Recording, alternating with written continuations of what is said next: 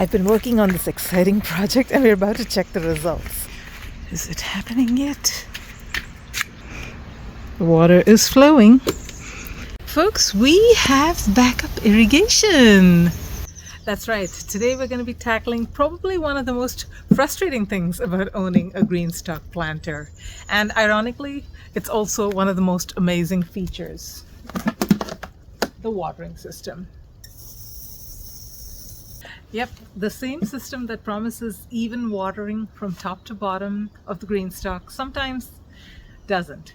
But in most cases, it's fixable. And today, I'm going to be talking about why your GreenStalk watering system sometimes fails and what you can do about it, as well as some of the tricks and hacks that I am implementing so that I don't get caught off guard. Like recently, I went on vacation, and when I came back, most of the GreenStalks did okay, but there were a couple of GreenStalks where the bottom two tiers did not get water. I had celery growing in one of them. It was completely dead. Not pretty. Don't want that to happen again, so I devised a plan B. So I'm going to show you how I implemented that. But first, let's take a spin around my GreenStalks, quite literally, and see how those summer plantings are doing. Now, not all my GreenStalks are fully planted up yet. We've got a long growing season, and so I can keep planting in succession planting. So these, I literally just got these reassembled and restacked and cleaned up after I came back from vacation. That was the one that actually had the dead pockets at the bottom, and this one also wasn't doing that great. But some of the GreenStalks are starting to really perk up with summer veggies. Take a look at this one, for example. This is a dwarf tomato that's growing from the bottom tier. Always plant your larger plants in the bottom tier, but this one has already grown to, gosh, it's more than 2 feet tall, and it's loaded with blossoms. All the summer veggies that I plant are either dwarf or patio varieties, like these Little Prince patio eggplants. Another tomato plant here. Now this is an Ace 55, which is a determinate variety, and so it also is not going to grow really terribly tall. I've got some gorgeous coleus, and these are waiting for the warm weather. They're going to absolutely explode. In fact, they've already started doing that. And with coleus, you want to pinch off the blossom as soon as you see it, because guess what? You're growing it for the leaves, not for those ugly little blossoms. This GreenStalk has parsley and celery that are still growing from spring. Now these are biennials, so if I let them, they will continue to grow. So I'm not chopping them off. I am continuing to harvest them. And maybe they won't taste as good as they did in spring, but hey, they're growing beautifully. And looky down here. This is a dainty Isabel tomato plant. Now it was looking a little bit sickly when I put it in here, but it already had some tomatoes. And I think it is starting to perk up a little bit. I'm seeing some new leaves growing at the top. Got some gorgeous pepper plants that are starting to bloom. This one, I believe, is an Ethiopian berry. I don't know how it's pronounced, but it's a brown pepper. First time that I'm growing, it's supposed to be amazing. I can't wait to taste it. I've got some flowers that I planted just yesterday. This is calendula. Looking a little droopy, but I'm pretty sure it's going to bounce right back. Calendula is one tough plant, and it does look gorgeous in the GreenStalk. I've got petunias that are getting ready to flower. I'm so proud of these. I grew these from seed. Can you believe it, guys? You can grow petunias from seed, and they grow really, really fast. I've got marigolds, which are a staple in my GreenStalks. And look here, this is a Mazurkia zinnia. I believe it is named after the Polish dance called the mazurka in triple time. And they wear like these striped skirts. I think that's where it gets its name from. I did plant some strawberries this year. Looks like they're starting to fruit finally. I don't know how they'll taste. I've never really had luck growing strawberries in the GreenStalk. They always taste so watered down. But let's see how these do. These are supposed to be a very popular variety to grow in the GreenStalk, Seascape. And looks like it's already producing some runners. Speaking of strawberries, now this GreenStalk was originally intended to be just for strawberries. But then I said, why not plant a little sweet alyssum? Oh, and how about some pansies? And before you knew it, I had all kinds of other things growing, and they took over and the strawberries started to die off. In fact, you could hardly even see this green stalk just like a month ago, and the strawberries were buried inside. So now that I've removed all the other plants, the strawberries are starting to perk up, but I think it's a little bit late in the season. I may not get any berries this year, but that's my fault. I'll keep trying. So if you've got any tips to grow tasty strawberries in the GreenStalk, please let me know. I can grow large strawberries, I can grow lots of strawberries. I just cannot grow tasty strawberries. Ew. I've also got plenty of new starts coming in the greenhouse for my 2 new GreenStalk planters. Yeah, I'm getting 2 more in a beautiful lemon color very soon. So video coming up, but let me show you the flowers and things that I've got growing. Yeah, so with the 2 lemon GreenStalks that are coming, I am going to be having a total of 11 GreenStalks. Yep, I'm addicted. So these are mostly flowers. They are all started from cuttings. I don't believe in spending a lot of money on buying starts from the nursery. I like to reuse what I've got, and I've got plenty of plants. I've got things like marigolds, calendulas. I've even got echinacea. I've got tons of creeping verbena, which is absolutely gorgeous in the GreenStalk. I recently did a video on my flower GreenStalks, and they look phenomenal in the GreenStalk. I've got some society garlic, which actually does produce very pretty purple flowers, which I think will contrast nicely with the yellow. I've got some feverfew. I've got some more flowers here. These are all zinnias. These are marigolds right here. So different types of zinnias. They grow really fast in the Bay Area once the weather warms up. And I've got a little teeny tiny snapdragons. Now I know it's not time to grow snapdragons, but I'm going to do an experiment to see whether I can grow snapdragons in summer. And I've got lots of different types of bean plants, and I've got some melon. This is a Japanese tiger melon. I've never grown it before, but it's a nice compact melon that I think will do well in the GreenStalk. I've also got some, which one is this? Minnesota midget cantaloupe. None of them are sprouting, so I'm not sure whether the seeds were viable, but we'll see. And I've got okra. This is also a bush variety okra. It's called a Cajun jewel okra. And I've got a bunch of different types of bean seeds that I'm starting. So quite the collection going here. Oh yeah, and I also bought these from the nursery. These are vinca flowers, and they're so pretty. And I've had difficulty starting them from seed, not sure why. So got some starts. Also got some celosia. Look at them. They can look so pretty in my lemon GreenStalk. And this is shiso. Now, a friend of mine gave me these seedlings. I'm hoping they'll perk up, but they are gorgeous, gorgeous purple-leaved edible greens. All right, back to the GreenStalk watering issues. If your watering system is not working properly, 9 times out of 10, the issue is a blockage issue. Now, the GreenStalk waters from the top to the bottom, and the bottommost tiers are the ones that are most vulnerable to blockages, because what needs to happen is the water needs to flow from the top through the middle. It goes through that middle core. It fills up these saucers, these gray saucers, and then as the gray saucers fill up and start to overflow into the center, the next one down gets water, and so on and so forth. So you can see that the topmost ones are probably least likely to be affected. Also, once the water starts to seep into the soil, then it also starts to flow from the top through these holes into the soil beneath. And so really the top tier needs to be saturated before the next level down starts getting water through the holes that are on the bottom. So yeah, for all these reasons, usually the top tiers do not have much of a problem with getting watered properly. It's the bottom tiers that suffer, which is what happened to me when I went on vacation and my celery all died in the bottom 2 tiers. What are some of the other telltale signs that you've got a watering issue?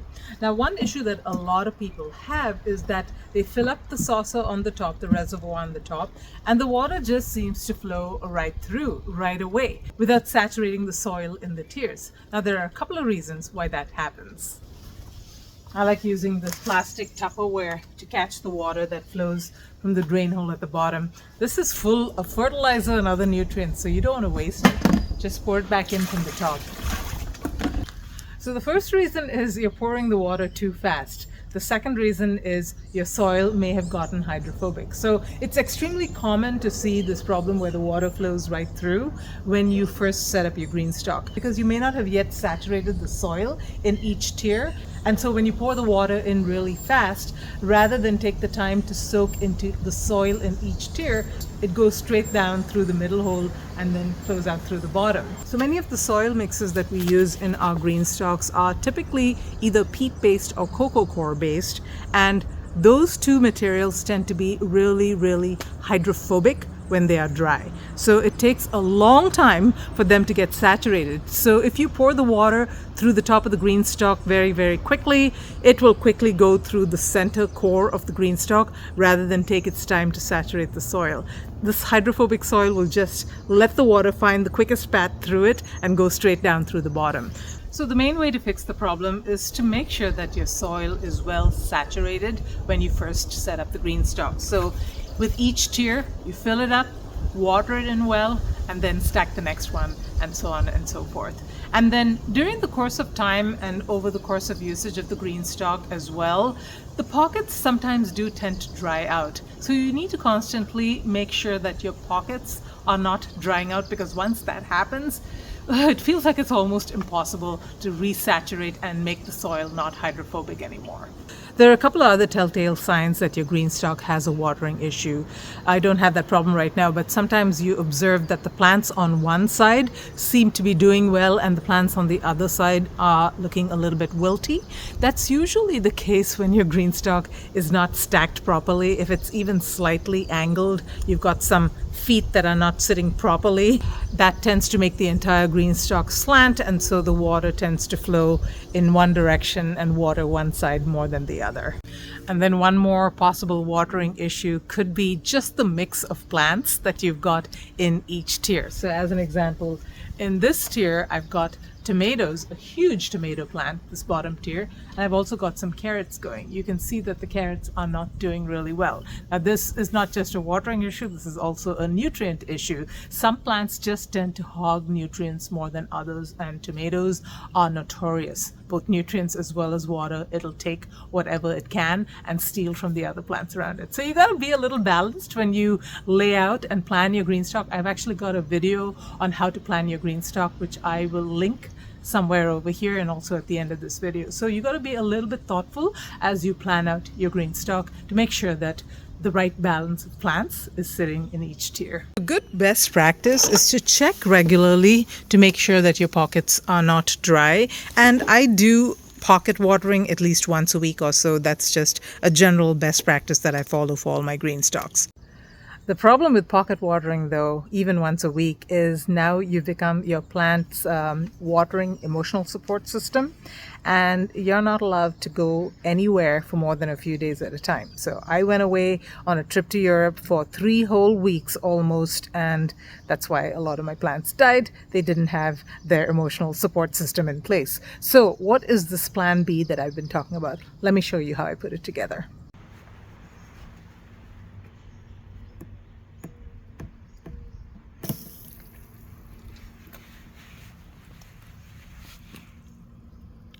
Look, you guys, I have got drip irrigation for my GreenStalk. Let me show you another setup here.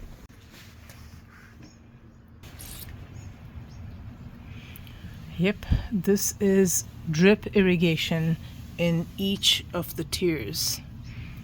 So one more advantage of having this type of top watering in my pockets is that I can actually sow seeds without having to worry about coming and doing that daily pocket watering to make sure that the seeds don't dry out. So here are 2 options, and I'm going to show you this one, but the other one is very similar and I'll talk about it. So first, let me explain to you how it works. So this is my main irrigation. It's a DIY setup, so this is not what GreenStalk provides, but GreenStalks is very similar. And what I've done is, before the faucet valve thing here, I have got a 1/4-inch tube that I've pulled out, and it runs through a drainage hole inside the GreenStalk, one of the big drainage holes. This one right here. So it goes all the way through to the bottom of the GreenStalk, following a drainage hole in each of the tiers. Now from that main irrigation tube that's coming through the drainage hole from the top, I've pulled this 1/4-inch distribution line, and in alternate pockets I have put a sprinkler head. Now you can do it in every pocket. I just chose to do it in alternate pockets because I felt that that would be sufficient. So let me show you how I installed this. So here are all the parts you're going to need. Obviously you need some sprinkler head or any kind of water dispensing unit. And then I've got some garden staples that are going to be used to hold this irrigation tubing in place. I've got a little shut-on, shut-off valve for 1/4-inch tubing. Let's see, what else do I have here? And yeah, I've got a bunch of different kinds of couplers. These are L's and T's and X's, and I'm only going to be using the X coupler, and I'm going to be using the T coupler to hold them together. Okay, let's start with this T coupler that I'm going to be inserting into this 1/4-inch tube. And I'm going to be placing it close to one end of this pedal because that's where the irrigation hole is going to be for the next one up. And so I need a short piece of tube that's going to connect it to a sprinkler head here, and then I've got to have another piece that's going to go here, and then I'm going to need a third piece that's going to go over here. So this one, and this one are going to get sprinkler heads like that, and I'm out of those, so I'm going to use a different type of sprinkler head, maybe something like that over here.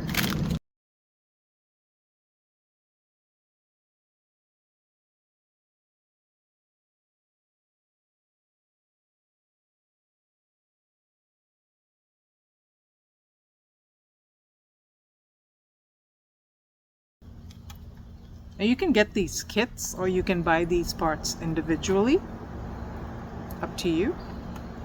And just like that, my first layer is set up. Now what I'm going to do is I am going to be connecting another piece of tubing that's going to go all the way to the top of the GreenStalk from this point right here. Now because I'm going to have 3 more tiers stacked on top of this, and each of these is 10 inches tall, I'm going to cut approximately 30 inches, but I also need some extra for some slack, so I'm going to actually cut 40 inches, and I'll show you what I mean by slack when we get to the top. So I need 40 inches of tubing, handy dandy measuring tape. It can be approximate, you don't have to be exact. I'm actually going to do 45. I think that should be enough.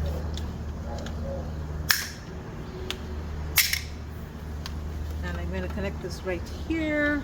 Now, these are actually relatively easy to pull out. I don't make them very tight because one of the big disadvantages of having this kind of irrigation setup is if you have to unstack it. Now these things are connected through your tiers, but if you're able to easily pull it out like this, I can actually pull this out pretty easily. It's not that big a deal. It's a little bit of a pain, but it can be done. Alright, so I'm going to send these through to the next tier. Now, very important that you actually start with empty tiers. For the bottom one, it's fine. You can start with a full one, but then if you have this filled up with soil and you're trying to do things like find the hole and push it through and this is full of soil, I actually did that for my other GreenStalk and it was not pretty at all. So make sure that this is empty. And oh, don't forget your gray saucer.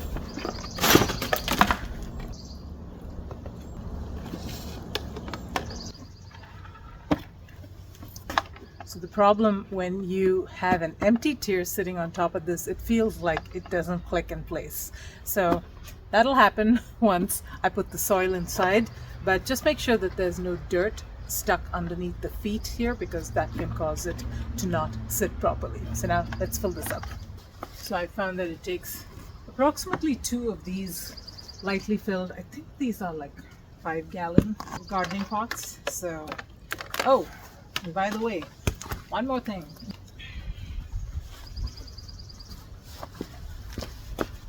You need a shot glass. No, I'm not a drinker and I don't drink on the job, but bottoms up. That's what you need it for.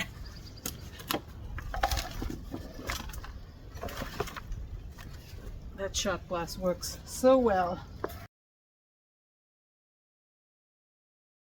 Just damp it down lightly. Now my soil is kind of moist already, but if it wasn't, now would be a really good time to wet down your soil.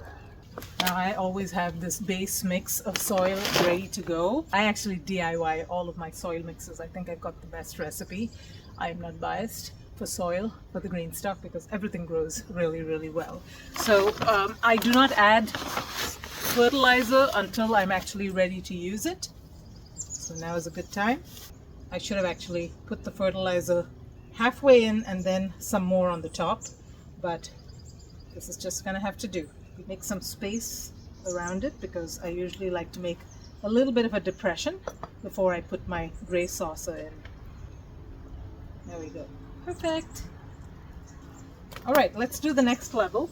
Very similar, except for this one I'm going to be using an X connector because it's got a piece of tubing that needs to go down as well as up and then around the sides. So I'm going to be setting up the irrigation for this tier the same way as I did the bottom one, but I wanted to show you one more option. But before we do that, you guys, if you're getting value from this video, the best way that you can show support is by hitting that like button, commenting below. I love hearing from you guys.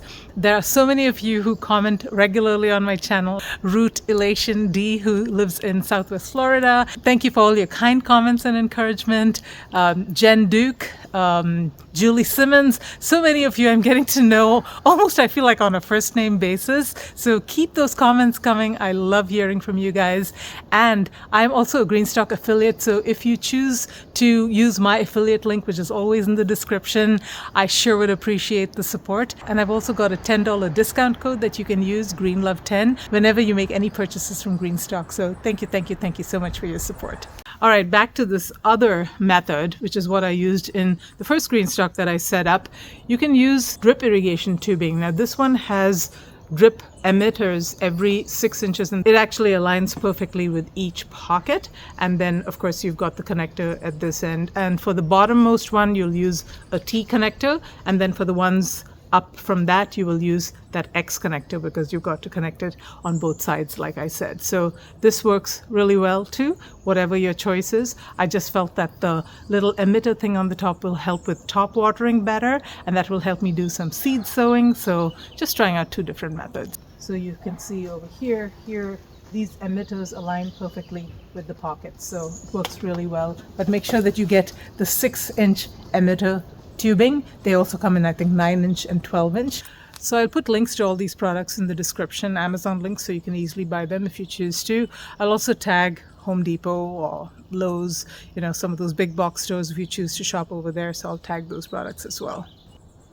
Now I'm only setting it up for the bottom 2 tiers because I find that the top 2 tiers don't need irrigation. The top irrigation works fine for those. It's just the bottom 2 tiers that I have a little bit of difficulty. You'll notice that I'm saying top 2, bottom 2 because I set up all my GreenStalks as much as possible at 4 tiers. I find that that works really, really well for me.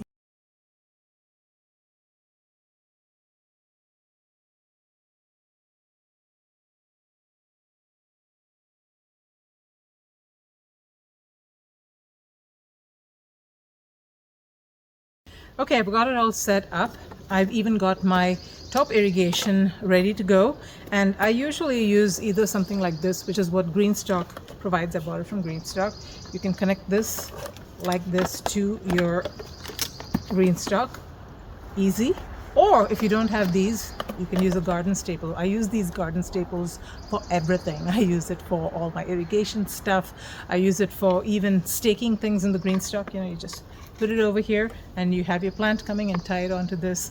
So useful. Anyway, so I'm going to use this to connect this to my GreenStalk. And this tube here, this is going to connect underneath this valve. You don't want it connecting on the top because I'm going to be slowing this down so that it's at the right speed for the top watering. So I want the full force coming at this 1/4-inch tube, so I'll connect it right here. And I'm also going to be inserting an inline valve just like this, but made for 1/4-inch tubing. So let's go ahead and do that. So this is the 1/4-inch valve. Isn't it just adorable? And I'm going to use a punch. Now this tool that I use, where is it now? There, I got it. It was in one of those empty pots. Do you guys also like leave stuff around in your garden? I'm always looking for my trowels and my hori tool. I just leave stuff all over the place. Getting old, or is it a gardener thing? Do you guys lose stuff too? Leave a comment below. Make me feel better or worse. Anyway, what I'm going to do is I'm going to have this little tube connect right here, and I'm going to insert the valve right there. This is such a useful little tool, you guys, except that it's not very sharp. I've been using it so much, but it has got the cutting thing for the tube, as well as it's got a little hole punch thing right here. So I'm going to use the hole punch to actually connect this tube to this big tube. So I'm going to make a hole right here. Okay, I've got my faucet turned on. I gotta go turn that off real quick.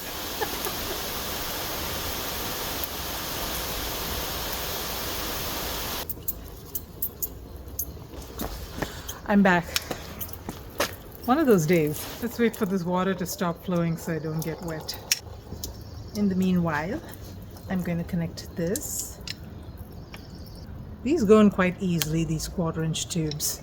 But if it's not going in too easily, use some hot water, some boiling hot water. Just push the tube into the hot water for a little while. That will loosen it up and it should slide right on. I use a power tool. My husband loves his power tools, so I use this heat gun, which is all wet, by the way. I'm gonna have to wipe it down before my husband sees.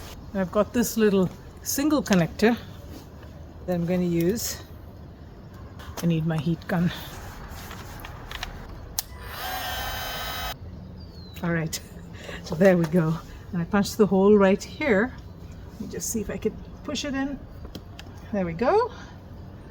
All right, we're all set. I'm going to turn this off before I go and turn the water on again. And I'm going to put the heat gun out of the way. Okay, coming to you live. Here goes nothing. All right, the water on the top is flowing. And now let's turn on our little guy. All right. Okay, I've got a leak somewhere. Oh no, I don't have a leak. It's flowing from right here. Let me show you. So that's how this works. You've got to lower it to the right speed. I'm actually going to slow this one down just a little bit. There we go. So you're going to have to do this quite frequently until you get everything just right. Now you've got to adjust these, as well as you've got to adjust the little sprinkler heads if you're using them. They've all got to be adjusted to the right speed, and that'll take some work, especially once you've got all of your Greenstalks turned on. You're going to have to come back and adjust everything while this thing on the top is filling up. So I'm going to stop that temporarily, or at least slow it down, because I think it is a little bit too fast.